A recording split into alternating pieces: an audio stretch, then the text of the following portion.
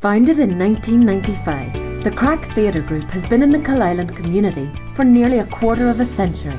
In 2004, the new theatre was renovated from an old 19th century weaving factory, and just like its history, has become an important part of the Coalisland community. In 2001, we moved to our theatre that we are currently in, and it didn't always look like this. Believe me, it used to be the old YTP rooms, and the men at that time that were on the committee done a lot of work to make the theatre that we have today.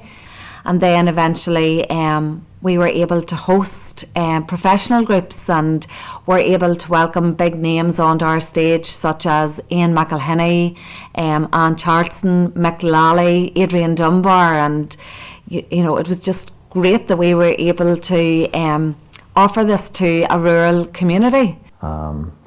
I hadn't heard about the Craic Theatre before. Ian, the director, Ian McElhinney, told me about it, and I thought it was a good idea that we do a couple of previews. So when I come here and I see this theatre, you know, I understand that it's a core of dedicated amateur people who put this theatre together, and it's an excellent space. Acoustically, it's great. You know, it certainly seems to be an excellent community centre for people. You know, it's used all the time. We've been here. The place has been used consistently all the time, so it's great. The theatre is not only important to the close Coalisland community, but also the wider arts and culture community throughout the island of Ireland. First of all, Mary and myself have a long association with theatre in Coalisland, going back to the days of the parochial hall. So we have lots of friends and contacts here with whom we've had a good relationship over years. We also knew that there are people who like their theatre, they're passionate about theatre. And I was actually talking to the lady in your box office tonight about this very thing. You come to Craic, the great majority of people who work in Craic are voluntary. They do it because they love it. And it shows.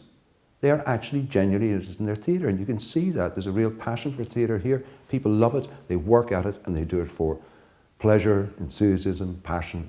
My name is Sean O'Neill, and I had joined the Craic Youth Theatre when I was 12 years old in their first ever pantomime, and from there my love of theatre exploded.